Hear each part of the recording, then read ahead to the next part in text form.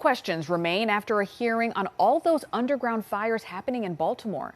City Council and several agencies met to discuss what's driving those fires and how they ensure safety. Our Casey Baylor is live on your corner outside City Hall, and Casey, leaders say they won't know what they can ensure safety without understanding the cause of these fires.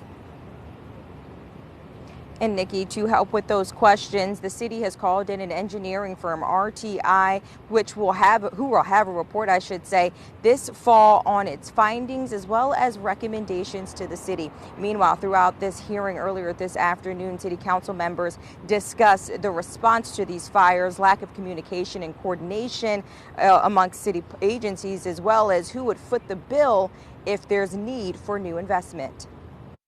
I'm not going to say it's never going to happen again, but we're reducing the factor that is, or the percentage that incident like this one will happen again. That's the promise coming from the city, addressing an ongoing issue in Baltimore. We know that we have aging infrastructure. We also know that we have an obligation to make sure the conduit, the pipes, the underground does not explode. Tuesday's hearing comes nearly a month after an underground fire on Baltimore Street and Guilford Avenue. We have a growing infrastructure issue in the city of Baltimore, and so this is just step one of how we can address that growing infrastructure issue. As council members wait to hear what caused these fires, Fire Chief James Wallace shares what crews have seen. What was actively burning, where the flames were being emitted, is at the very least the wiring and the cable. Baltimore City Department of Transportation officials are waiting for advice coming from the firm RTI before announcing next steps. They did confirm if there's a need to upgrade the system, they'll work with BGE on those improvements,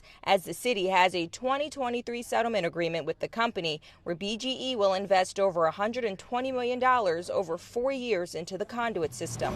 As conduit tenants, BGE has a new system monitoring their equipment underground. We replaced that equipment that was damaged due to the fire. We installed monitoring equipment on that'll eventually go back to our control center so we could see if we get a temperature spike in that transformer.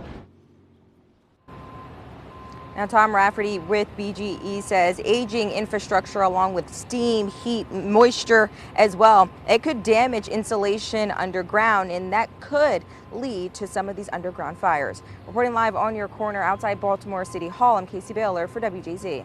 A big problem, hopefully figured out soon. Casey, thank you. Well,